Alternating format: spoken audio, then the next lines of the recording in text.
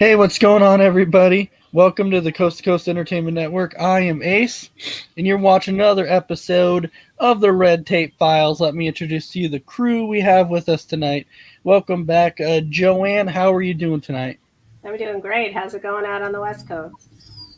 Oh, not too bad, not too bad. All right, how about you, mess around? How you doing tonight?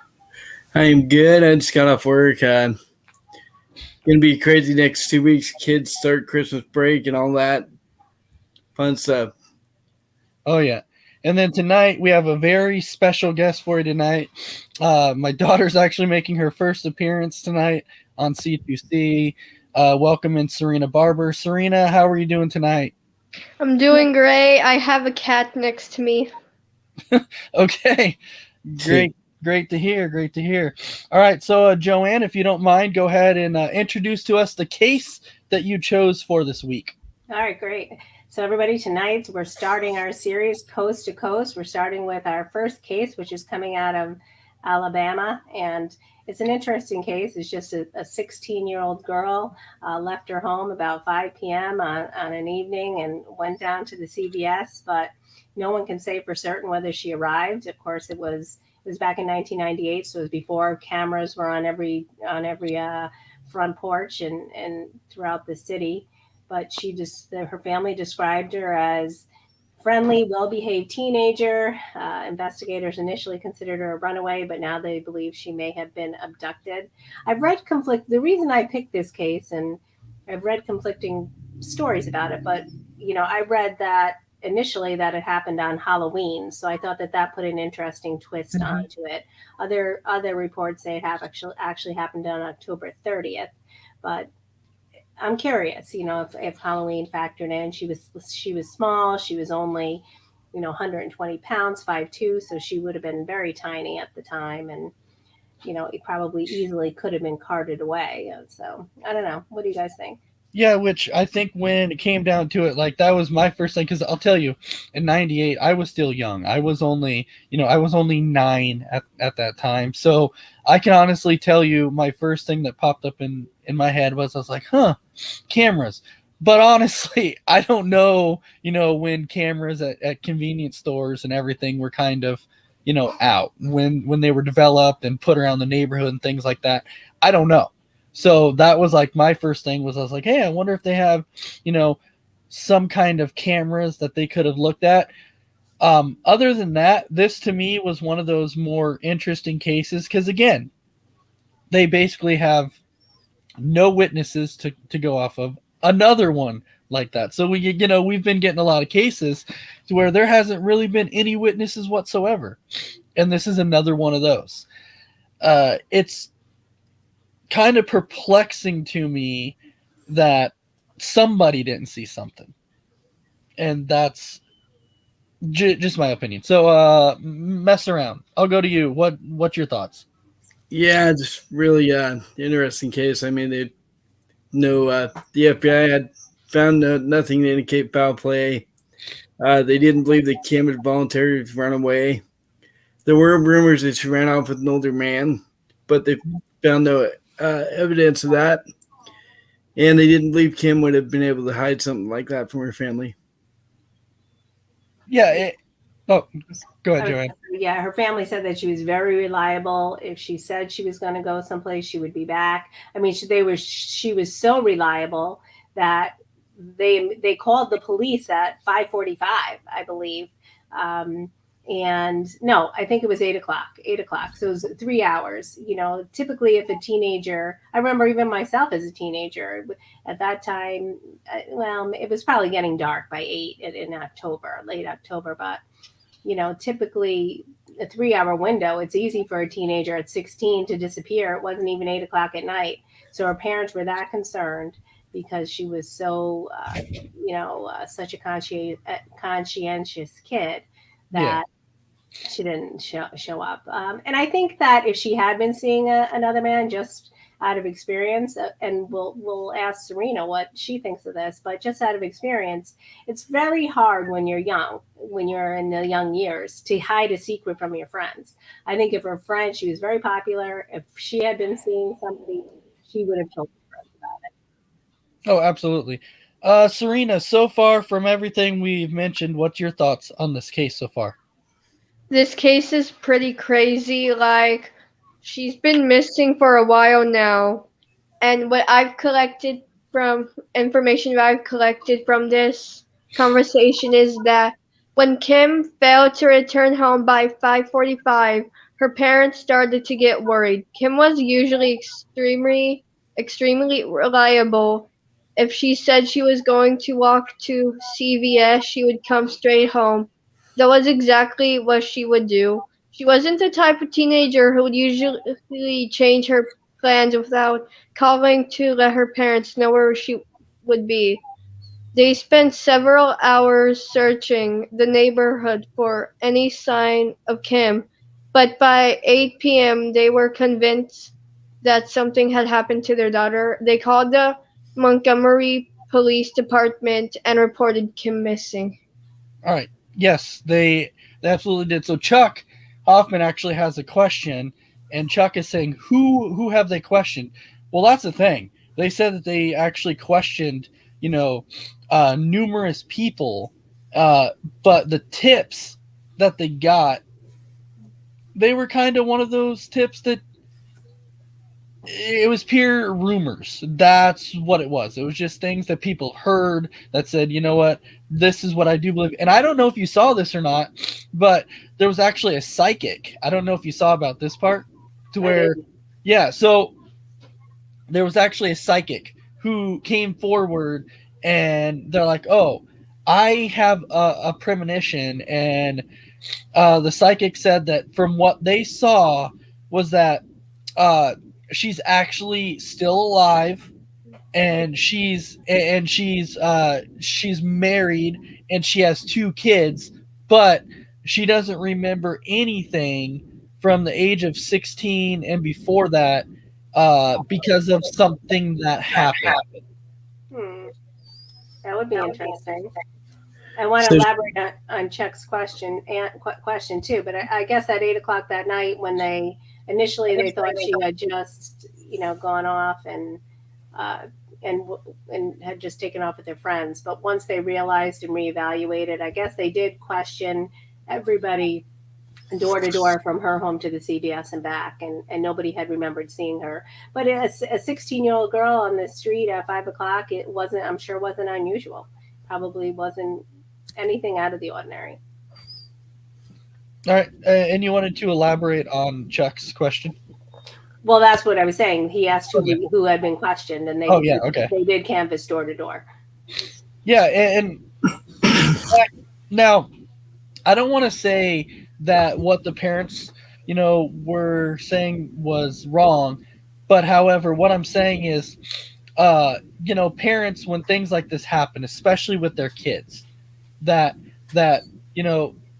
they come out and they're like, oh, you know what? My daughter would never do that. My daughter, my daughter would never do this. My son would never do this. In reality, though, do we actually know if they would? Like, if something were, because we don't always know what's going on in somebody's life. Maybe she did have something going on in her life. I'm not saying she did, but I'm just looking at this saying, sometimes we overlook the obvious. And so at this point in time, when parents say, oh, she would never do this, she would never do that, she would never. It's hard to sit there and say 100% that somebody wouldn't do that. True. I mean, I think we all think we know, especially the people in our households, but think about how many people and, how many spouses are having affairs, how many kids you hear, especially now, that you'll see this crazy story online, just that story out of, and it wasn't the same. They didn't have the internet back then, but, somebody is being catfished. A teenager thinks she's talking to, a 16-year-old boy, and it's really a 52-year-old man. It's you're right. I mean, we don't know what's going on in people's minds, and we don't know what's going on always behind the scenes, even in our own home. All right, mess around. I'll turn this back over to you. Yeah, really has to feel bad is the sister Jennifer that didn't go on the walk with her. I mean, every day she's got to be guilt stricken that she didn't go with her Yeah. I th- Oh, go ahead. I was just going to read what Chuck said. He said at 16, none of us make the best choices, which is absolutely true. It's true, but I think when you look back at like 98, like you were talking about, was it really as bad back then in 98 to where people made all these bad choices? Now, Chuck, I'm not saying you're wrong because trust me, we were all 16 once, so we definitely know the decisions that we made at 16, and some of them were not always the greatest. And Right. I know this was back in 98. But to me, just the whole case, this whole thing does not make sense to me. It really doesn't. And now the thing that's interesting too is that when they were talking about with like her mom, they said her mom died of a broken heart. And the one thing that her mom told her dad before she died was don't give up. Do not give up looking for our daughter.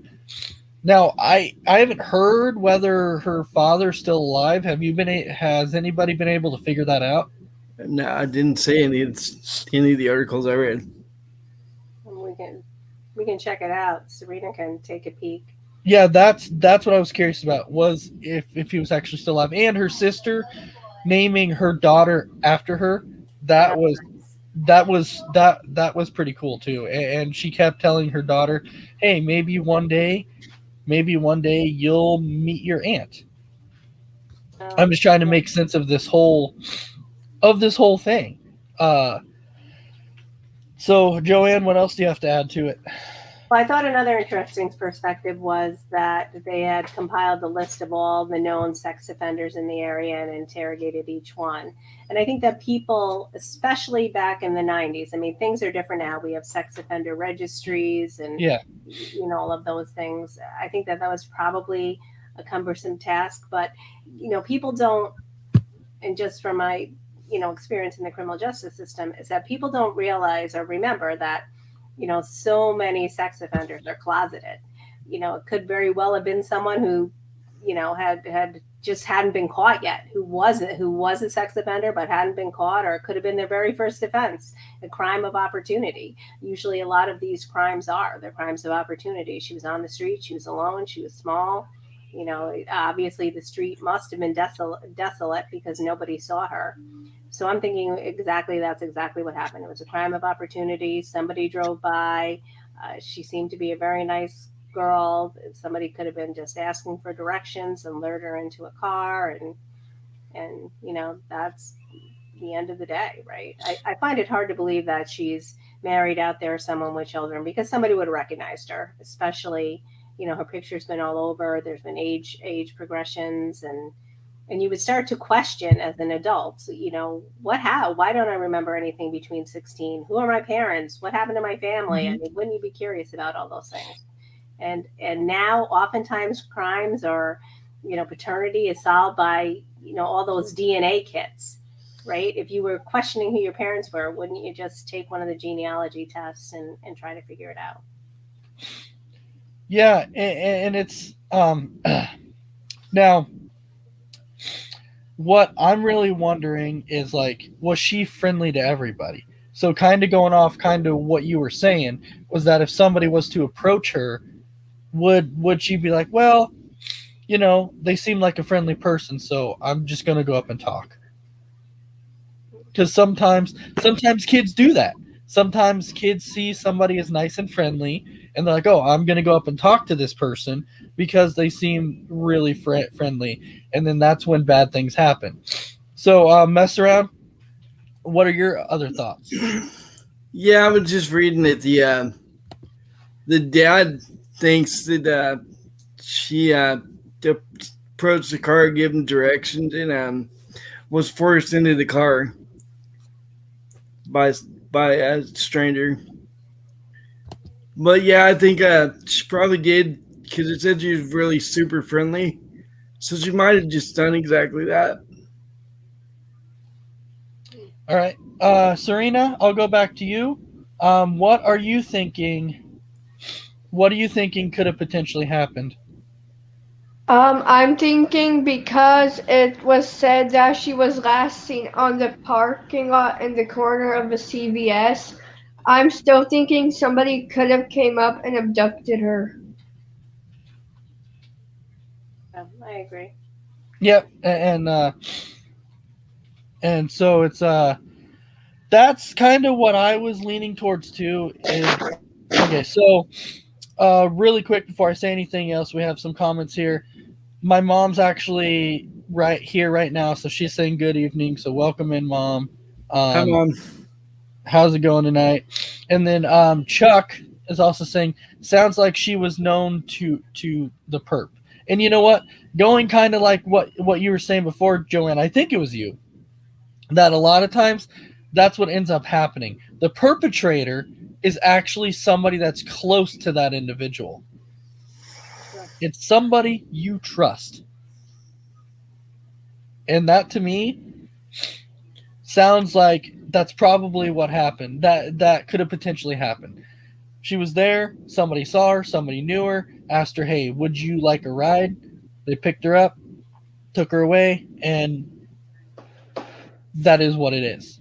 But Joanne, would you agree with that assessment about typically a perp is close to that person? Yeah, sometimes. I think that sometimes they're known to that person, and other times the perpetrator knows the person, has been following them or stalking them, and the person doesn't know, right? And a lot of times it's could even just be an acquaintance. I think like Chuck is saying she was known to the perpetrator, but I don't know. Especially if you're a 16-year-old girl, you're kind of oblivious. You trust everybody, right? So anybody could have come up, and so I'm torn about it. I don't know. I think he knew her, and he knew of her, maybe not intimately in some respect. And I wonder what I think to myself too. I wonder what happened that Halloween. Right? It was the very next day. The reports of a girl had been abducted. I mean, parents must have been fearful, or maybe it hadn't been out yet. I'm not sure, but that would have been an interesting perspective to know if Halloween got shut down or if anything had happened in that time. Yeah, that it's and normally they would say something like that, that Halloween got canceled because they were worried about more abductions. But also, if you go off this though too, that the police at first did not believe that it was an actual abduction. They believed, like we were talking about before, that she actually just ran away with an older man. Yeah, with an older man. That's what they believed because that's what everybody was talking about. And then eventually they're like, okay, we're not getting any clues whatsoever. So maybe that's not what happened. And I also read too that they actually got DNA. I believe it was from her sister, if I do believe, and then somebody else that they have stored just in case they found an unidentified body. But it makes me wonder how that works.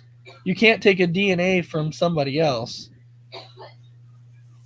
Well, you can take a familial match, and you can make a determination if that person is related to another person.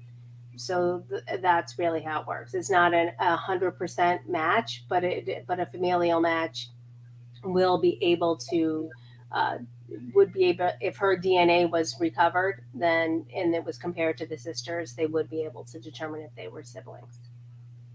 Interesting. I did not know that, and so that's why when I read that, my first thought was I was like, how does that work? Because I was like, somebody's DNA is their DNA. Well, it's advancement. It's the same way. Think about it. You can tell a paternity of a person, right? You take a child and you take their DNA, and you can determine if they're someone's child. It's the same premise. So my mom's saying I missed the beginning, so not sure who we're talking about. Did she have any enemies at school? If she did, maybe they had someone else get involved. That was the thing. It didn't really say that she had any enemies. They just said that she was, friendly and kind of nice to everybody. But that would be nice to know if she had any enemies at school.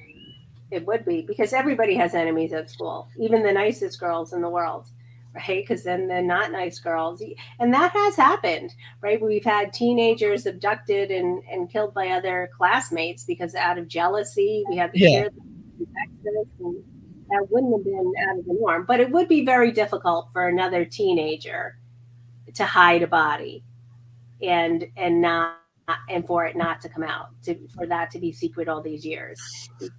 They wouldn't have the means. They probably wouldn't have their own car. They'd be in their parents' car. I mean, there would have been some glaring clues, I think, if it was another teenager at the school.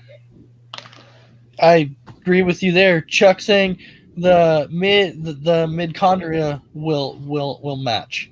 Mitochondria, yeah. The mitochondria. My bad. I said it wrong. My bad. Well, it's spelled wrong. You spelled it, so I think it's MITO. So, but Okay. I know what you're saying, Chuck, and I agree. I don't know the exact. I'm not a chemist, but our forensic scientist. But I definitely know the DNA will match. All right, mess around. I'll go to you. Yeah, this whole case is just weird. She was super friendly. They don't know what happened to her. Who knows? I think, like everybody's saying, she just got abducted, trying to be friendly, give directions and whatnot. So Chuck is saying that he spelled it wrong. So there you go. There you go. That's why when you said that, and that's why I was like, okay, you said it right, cool. But I was just going off the way I saw it. So I was like, yeah, mitochondria. Okay. All right, Serena, what do you think happened? I'm still thinking she had some type of enemy that probably hired someone to abduct and kill her. And also, since y'all have nicknames on here, just call me Avery for the lives. Avery. Okay, All right. Avery. I like it. All right, that does. I just found another interesting tidbit about Kim on the Child Find of America site, which publicizes she had severe allergies.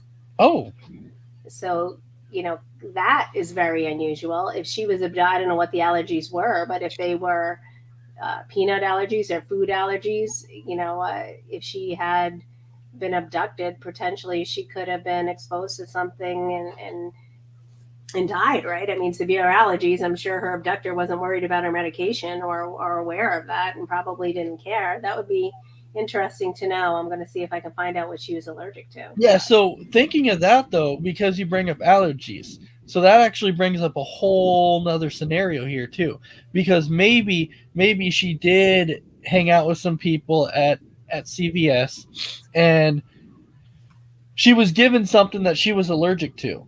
And sometimes when bad things happen, when people don't mean to do it, they panic. And so they're like, okay, let's hide the body, let's ditch them or whatever. This could have been one of those situations that they panicked. Something bad happened and like, oh crap, we gave her something she wasn't supposed to have and made her sick. It's going to kill her. And we just did it and we're going to get in trouble. So they panic. So she had severe allergies and liked to stay inside. It doesn't say what she was allergic to, but sensitive to light though, right? Like, I don't know. Well, somebody her sister actually suspects that she was picked up by a human trafficker. That could be a possibility. Yeah, that could be. And that was going on back then too. Crazy.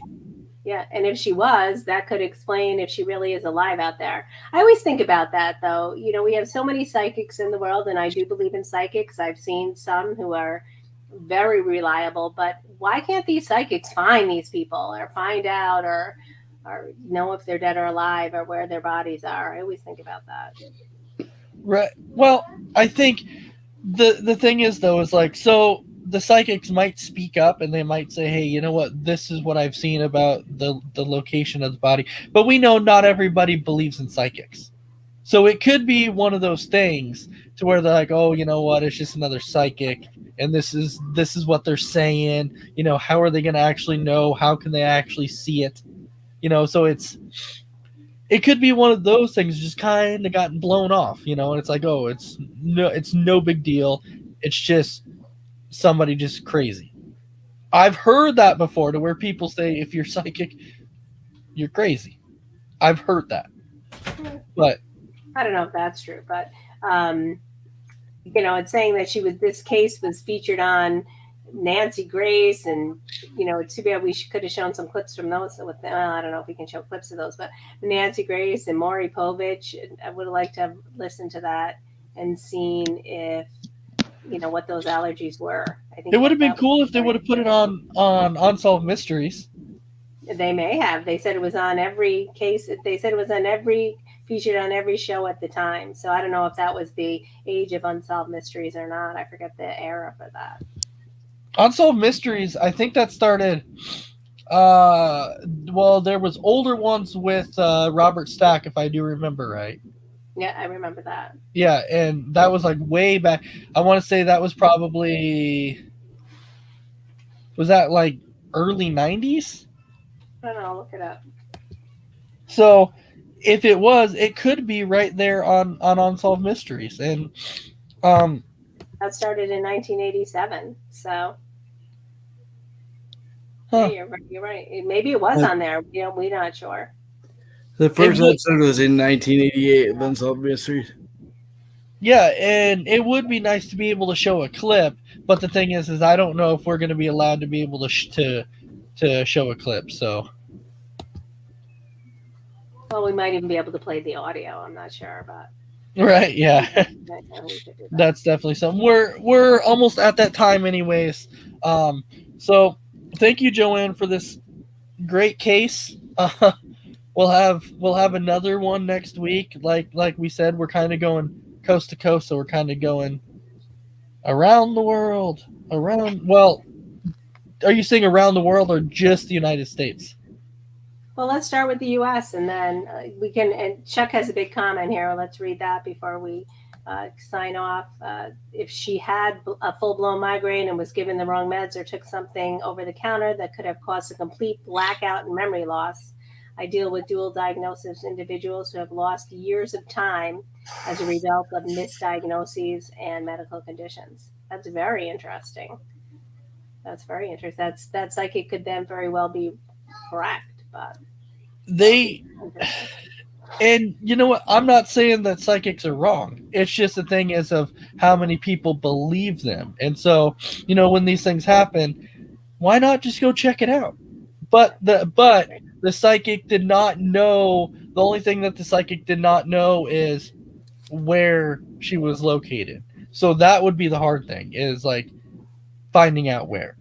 But if her name is still the same, you would think that you would be able to locate the name.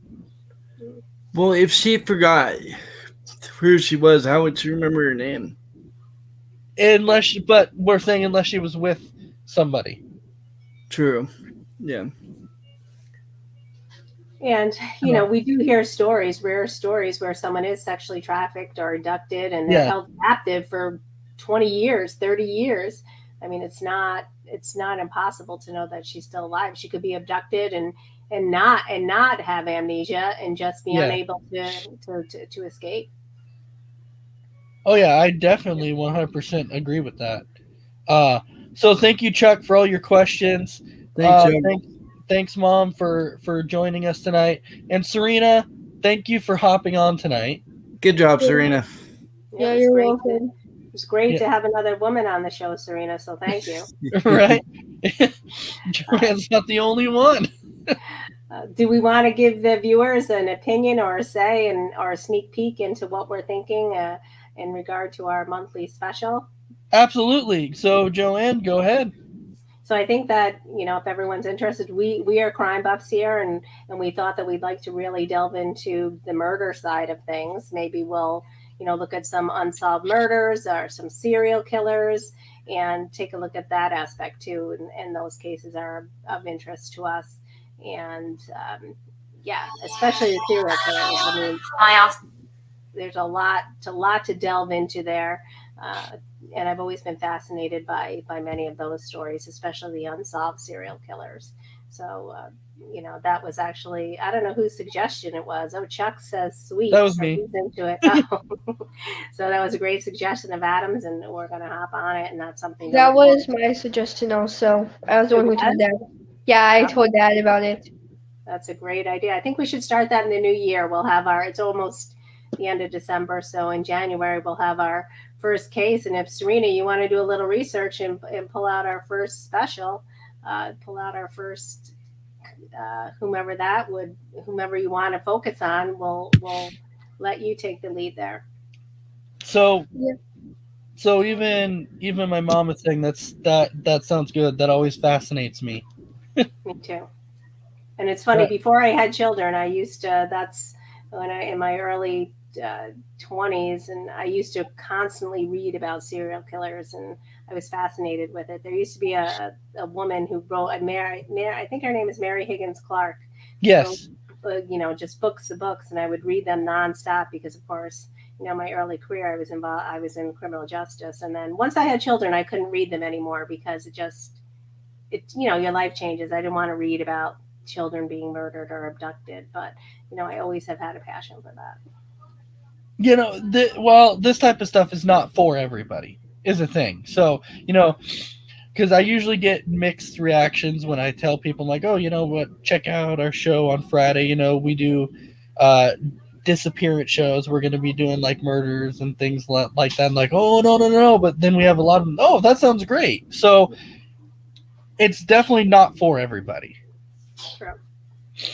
I mean, but think about all the crime shows on TV. They're very popular. Forensic Files, The First 48. I mean, people do love them. So we'll have to, expand our audience. Oh, thank you, Chuck.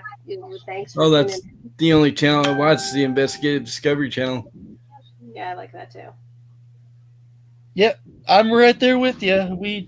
I try and watch a couple documentaries and stuff like that at least a couple times a week if I can, because I like them. I love them. But I like that one with Joe Kinda, the detective. Oh yes, yeah, he's pretty good. So we definitely want to thank everybody for watching. We threw our ideas out there. Everybody knows what we're going to be doing coming up. Thank you, Joanne, for picking this case, and we look forward to next week's case. Thank you, Serena. Thank you, Chris. So, Joanne, any final thoughts? Yeah, I'm just looking forward to next weekend. It's Christmas weekend. I guess nothing says Christmas like a good criminal mystery. Absolutely. All right, mess around. How about you? I'm just glad to be doing the show again. It's one of my favorite shows that I'm on. So thank you guys for tuning in and asking questions. Don't forget everybody to tune in to Cougar football coming up. Yeah, Soon. Cougar football. Yeah, coming up very soon. All right. So, and Serena, any final thoughts for you tonight? Nope, I have no final thoughts right now, but I just wanted to give a shout out and thank everyone for watching. All right. Well, thank you very much. Thank you, Crispy, and we will see you all next Friday for another episode of the Red Tape Files. Everyone have a fantastic night.